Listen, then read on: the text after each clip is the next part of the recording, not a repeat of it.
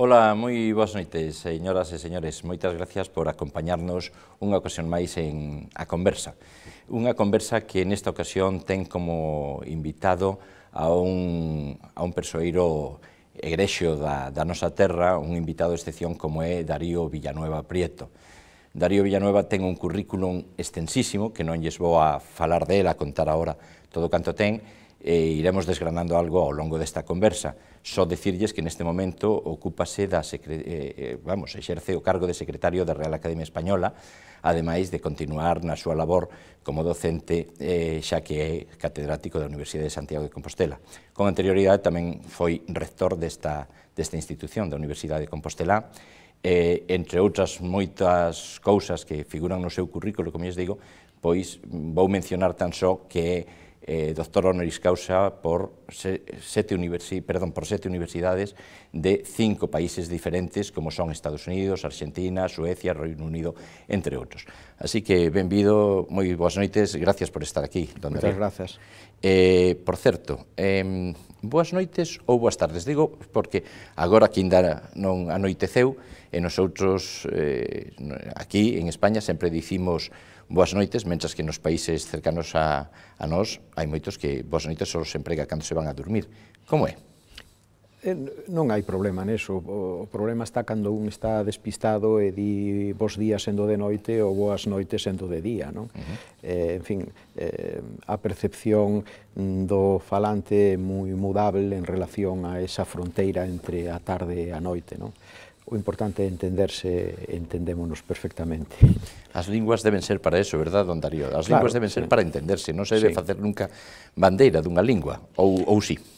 Eu son filólogo e sempre digo que para un filólogo todas as linguas son creacións maravillosas, extraordinarias, son uns instrumentos insustituibles porque non só serven á comunicación, polo tanto, a construir a propia sociedade, senón que tamén constitúen un patrimonio individual, forman parte da nosa identidade, pensamos nas nosas linguas, nos expresamos a través delas, e todo o importante que facemos na vida, pois normalmente ven de algún modo vinculado á lingua ou ás linguas que falamos, non? E como filólogo, despois dese recoñecemento da validez extraordinaria de todas as linguas que están nun rango de igualdade, no sentido de que todas elas cumpren a súa función, independentemente do número de falantes que teñan, independentemente do desenvolvemento das sociedades ás que sirven, etc. Eso é unha cousa secundaria. Seguimos o fundamento, todas son iguais, sobre todo, insistimos desde esa visión filolóxica en que son instrumentos de comunicación e de entendemento. Polo tanto, resultaría unha terxiversación absoluta do que unha lingua é utilizala nunha liña contraria. É tanto que é así. Bueno, falaba ao inicio desta conversa que vostede é secretario da Real Academia Española, e eso desde o ano 2009, é académico desde o ano 2007. Que sentiu cando foi elixido para, primeiro como académico e logo para desenvolver o papel de secretario? Pois o primeiro foi unha especie de agasallo, unha regalía que me caeu. Eu, como antes comentaba, son profesionalmente un filólogo, foi a miña vocación desde neno, e, en certo modo, a Real Academia Española significa, como as outras academias de lingua, quero dicir, pois significa o cumio das aspiracións que poda ter unha persoa da miña adicación, non? Polo tanto, repito, foi un auténtico agasallo e unha regalía. O segundo, a elección de secretario, chegoume ademais nunhas circunstancias moi curiosas. Eu estaba accidentado, hospitalizado, polo tanto, nin siquera estiven na sesión en que fun elexido, e chamaronme os meus amigos dicíndome: mira, acabas de ser elixido secretario da Academia. Accidente, por certo, grave ou non? Porque eu a verdade non sabía dese accidente. Si, fora un accidente grave de coche. Entereime cando estaba preparando esta entrevista, buscando documentación, e vin que nunha da documentación que eu traballaba que efectivamente que estaba convalecente desde facía 3 meses. Claro, eu o digo como unha anécdota, non? Porque é curioso, e a partir de aí Pois, en fin, empecé a exercer unha actividade que para min tamén é moi grata, de servicio fundamentalmente á academia, a relación coas outras academias. Ten moitas facianas ese oficio. O secretario é un pouco coordenador xeral das funcións académicas. Ademais, a miña experiencia anterior universitaria serviume de moito. Eu, de feito, comecei a prestar servicios máis aló dos docentes e investigadores á universidade como secretario da Facultade de Filoloxía, sendo moi noviño. Estiven 5 anos nesa función e agora, na Real Academia, lémbrome moi ben das estrategias que puden adquirir entón e síntome moi agradecido unha vez máis á Universidade de Santiago de Compostela por terme proporcionado ese campo de experimento. Esa experiencia tan importante, non? Para cometer logo outros terreos. E que sensación experimentou, que sensación experimentou cando sustitúe a un académico tan señeiro como foi Alonso Zamora Vicente?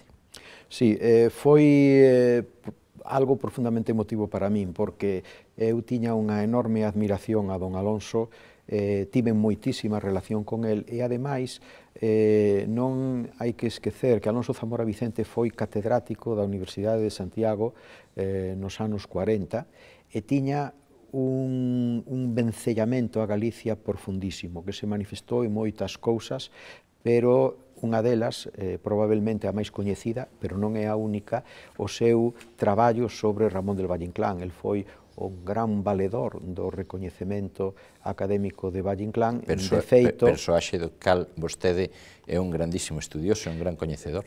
Sí, porque o considero un escritor de dimensións universais, non só galego, español, senón máis que iso, non? Zamora Vicente, de feito, leu o seu discurso de ingreso na Real Academia sobre Valle Inclán. Por lo tanto, sustituílo para min foi unha grande honra, pero sempre queda ese sabor agridulce de pensar que un non vai a estar á altura dun predecesor como el, non? O sillón no que gustou, que, por certo, ten a letra mayúscula do meu nome, o AD, tivo algúns, digamos, propietarios moi relevantes, por exemplo, dous presidentes de República, Castelar e Niceto Alcalá Zamora. En fin, pero o máis inmediato foi Alonso Zamora Vicente. Interesante. Sen embargo, vostede, hai 2 anos, concurriu ás eleccións para ser o director desta institución e quedouse ás portas de conseguilo, pois eso, ao conquerir máis votos precisamente o seu predecesor no cargo que ostenta neste momento, José Manuel Blecua. Foi unha decisión ou, pola contra, como se dixo en algúns sectores, foi algo que se esperaba, xa que había quen dicía que vostede presentou a candidatura, pero para facilitar en parte que Blecua puidera gañar as eleccións e que vostede o que está é chamado a ser o seguinte director da Real Academia. Que hai de certo en todo isto? Pois, en primeiro lugar, hai un error de partida, é que non hai candidaturas na Real Academia Española para ningún cargo, non?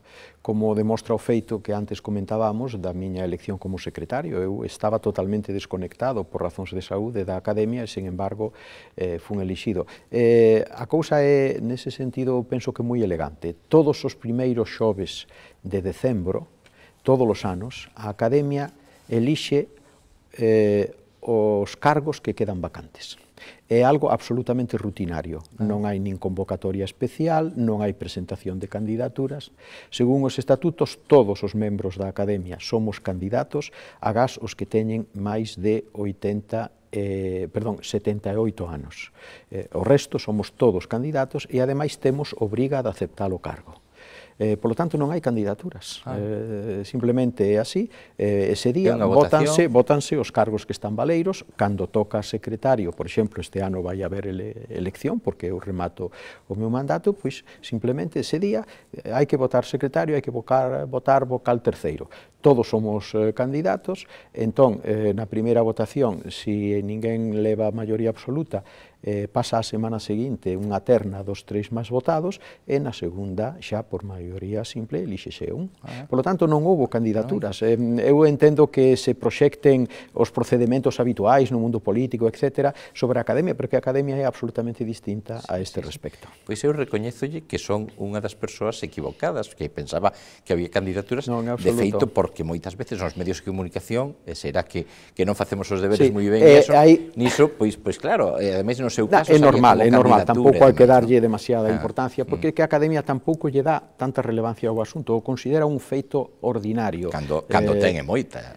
Sí, ten sin duda. Non é cousa baldía ser director ou secretario da Real Academia. A min gústame que se lle quite ferro a ese, de maneira que moita xente preguntoume, igual que vostede, pola decepción. Eu decepción ningunha, porque eu non me presentei, eu era igual cos demais, en fin, eu acababa de chegar á academia, era un dos membros máis novos dela, polo tanto, decepción ningunha. Pero, sí, isto, un xornal de Galicia, nesas datas, publicou unha cousa que a min me resultou desagradable, é que unha redactora chamoume por teléfono facéndome máis ou menos estas preguntas. Eu dinlle exactamente a mesma explicación, que é a correcta. É a ventaxa dos medios quentes, don Darío. Claro. Aquí o que di vostede non manipulamos. Exacto. Entón, o día seguinte, abro o xornal e encontro un gran titular que di: Darío Villanueva se postula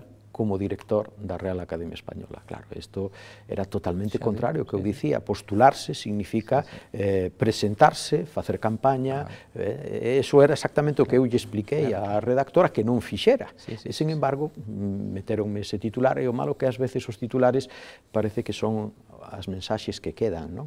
En fin, que llevamos a facer? Son as cousas desta sociedade tan mediatizada que logo, se a tempo, falaremos do papel que ten na literatura.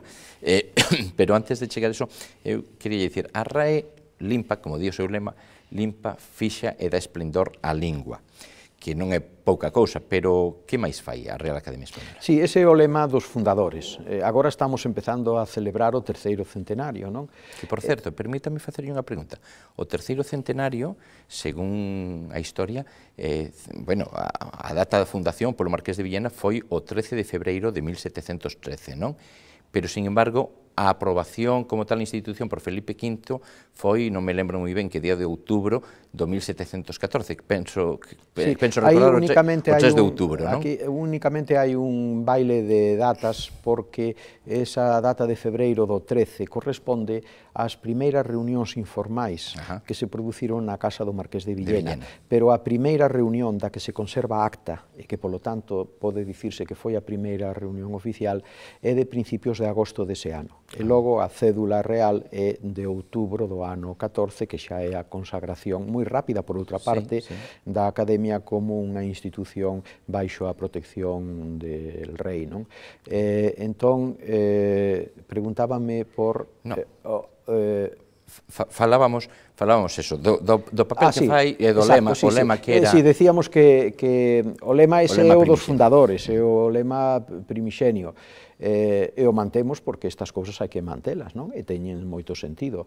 Era o que eles querían facer naquel momento co castelán.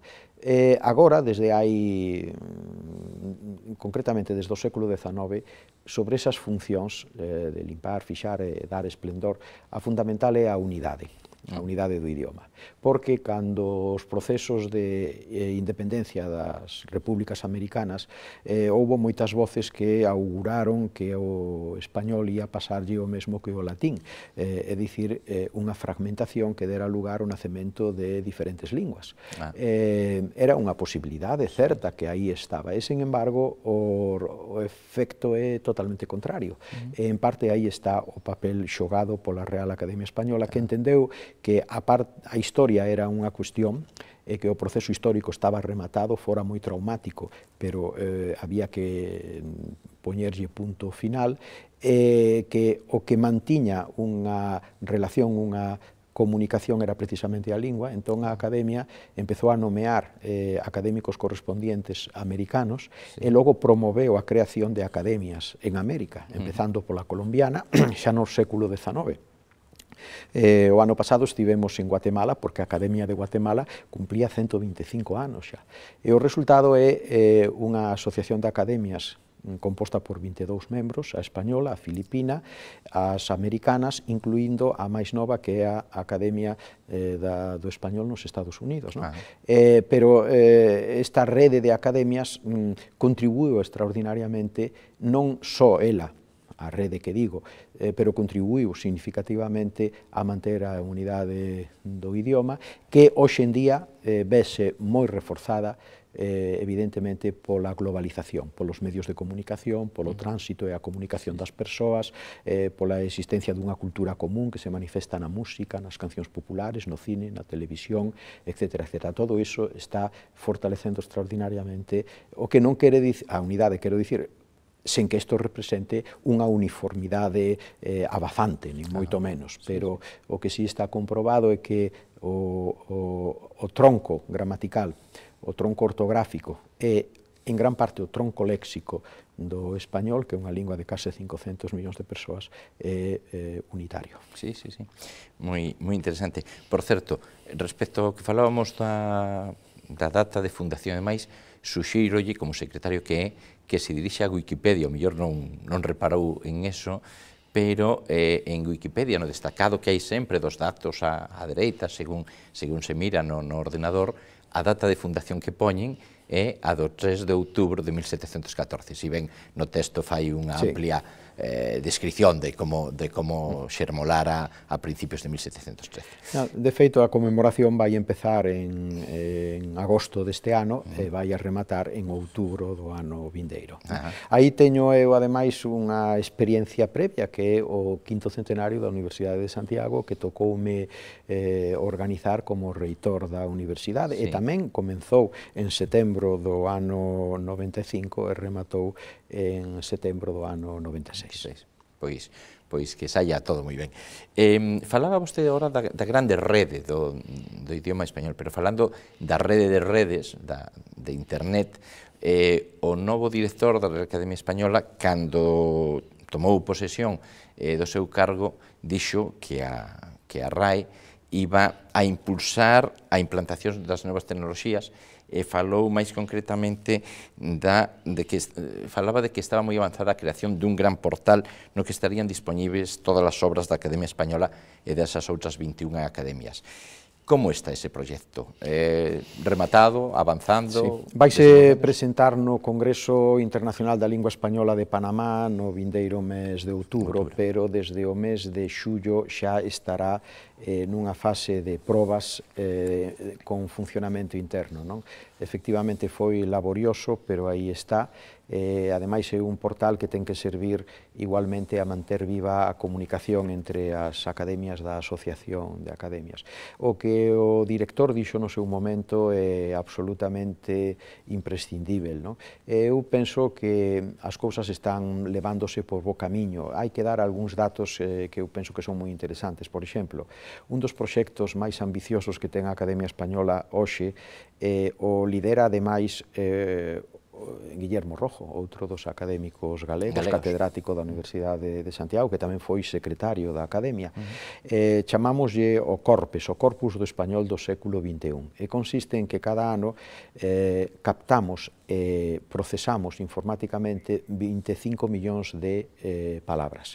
Non son, lóxicamente, 25 millóns de palabras distintas, porque non hai tantas, senón que son 25 millóns de realizacións das palabras do español tomadas no seu contexto. Esas palabras veñen un 70% de América, un 30% de España, e as fontes son orais, é dicir, radio, televisión, etc., pero tamén escritas, e son xornalismo, literatura, política, publicidade, economía, comercio, etc. Claro, isto proporciona un banco, neste momento temos xa 300 millóns de formas, extraordinario para saber exactamente a forza que ten unha palabra, tanto as palabras xenuinamente do castelán como o que son, en fin, os préstamos de outras linguas, e iso é a base sobre a que construímos despois o dicionario. E complementariamente a isto, xa que estamos falando da tecnoloxía informática, o dicionario da Academia Española, que agora está na súa 22ª edición, que aparecerá no ano ano 2001, estamos rematando a seguinte que vai a ser presentada ao final do terceiro centenario, sí. Ese diccionario ofrécese no portal para consultas de xeito gratuito. A media de consultas que recibe o mes é de 45 millóns de consultas que veñen de todo o mundo. Claro está, concretamente os mexicanos son os que máis o usan, por razóns lóxicas, eles son 110 millóns de hispanofalantes. Entón, isto fala de o aproveitamento moi positivo das novas tecnoloxías. A redacción dos diccionarios, a elaboración dos diccionarios cambiou totalmente coa informática. E, de feito, cando presentemos en outubro do ano próximo a nova edición, imos facer un simposio internacional sobre o futuro dos diccionarios na era digital. Porque é evidente que agora facer un diccionario é algo que exixe responder a unha serie de preguntas novas. Empezando polo feito de que os usuarios dos diccionarios cada vez son máis nativos digitais. Por lo tanto, son persoas que teñen unha relación coa escrita e coa información distinta ao que podemos ter os que vimos da galaxia de Gutenberg. Pero logo tamén está as posibilidades da hipertextualidade, é dicir, que o soporte do diccionario xa non sexa o papel, senón que sexa fundamentalmente o soporte digital con todas as formas flexibles que isto ten. O que non quere dicir, e con eso concluo, que, como en algún medio tamén se dixo, que a próxima edición do diccionario vai a ser a última en papel. Non, nós estamos totalmente a favor da convivencia desas dos culturas, a cultura material do libro, enriba da mesa, cos soportes tecnolóxicos. Está ben. O tempo casi se nos rematou, pero non querería pechar esta conversa sin falar dun tema que suscitou unha grande polémica o ano pasado. Estou me referir á publicación dun informe que escribiu Ignacio Bosque, titulado Sexismo lingüístico e visibilidade da mujer. Digo en castelán tal como era. Como digo, escrito por Ignacio Bosque e suscrito por 26 académicos, entre os cales se atopaba vostede, que cuestionaba moito o mal emprego, sobre todo a orientación que se facía das guías de comunicación por parte de institucións. Como digo, levantou unha grande polémica, moita controversia, pero vostede pensa que hai moita xente que emprega moi mal hoxe en día a lingua, nomeadamente os políticos, por exemplo, que eu penso que nun afán de populismo están, por eso de visibilizar a igualdade, están a xugar sempre con esas expresións de diputados e diputadas, mozos e mozas, cidadáns e cidadanas. Cal é a súa opinión, señor Villanueva? Xa que me falan do uso por parte de algúns políticos deste tipo de dobletes, non? Diputados e diputadas é unha cousa normal. Eu recordo que de sempre o comezo dunha conferencia era de cortesía dicir señoras e señores, o sea que aí non hai ningún problema. O que sí pode ser un problema é aquilo que pasou con unha política que dixo membros e membras. Claro, isto sí que é algo absolutamente extemporáneo, porque a lingua é un sistema de equilibrios e non se pode alterar. Aquí hai que ter unha actitude ecolóxica tamén coa lingua. Vamos a ver, si decimos membros para os homes e membras para as mulleres, en primeiro lugar hai que empezar a aplicar o mesmo paradigma ao corpo humano. Por lo tanto, os brazos serán membros, pero as pernas tendrán que ser membras. E así sucesivamente, é dicir, que descolocar esa estructura gramatical que é o resultado dunha convención en función da necesidade de falar de maneira económica, utilizar menos términos para que nos entendamos que utilizar, en fin, reiteradamente esas diferencias, non? Claro, aí é onde hai que ter un sentido obxectivo, equilibrado e sensato das cousas. Aquel informe que suscribimos no pleno da Academia, con presencia ademais de varias académicas, non só da española, senón tamén das academias americanas que estaban aquel día ali, simplemente o que quería era salir ao paso de moitas demandas de orientación que nos pedían, sobre todo, persoas do mundo da educación, que vían como ensinaban a gramática aos seus alumnos e logo había unhas guías de lenguaxe non sexista que terxiversaban totalmente o sentido da gramática. Claro, este é un tema moi delicado e, ademais, a actitude de Ignacio Bosque que nos suscribimos era que a visibilidade da muller está, sobre todo, relacionada con outro tipo de cousas que non exclusivamente coa estructura gramatical dun idioma. Pois, don Darío, moitísimas gracias por as explicacións que nos deu. O único que sinto é que o tempo fuxira tan rapidamente, se nos escurrise como a auga por o medio dos dedos cando poñemos, e que queden tantísimas cousas para falar. Por exemplo, dixen que falaríamos algo do seu vencellamento co mundo filolóxico, coa literatura, no que ten feito tantos estudios. Non houve tempo nesta ocasión, pero pídolle que, por favor, nos acompañe noutra ocasión para falar máis de literatura.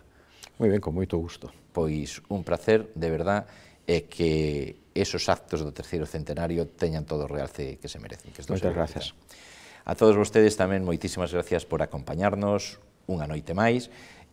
Como lles digo casi sempre, cando se vayan a cama, teñan felices e dulces sonos, porque xa o saben, sempre debemos soñar.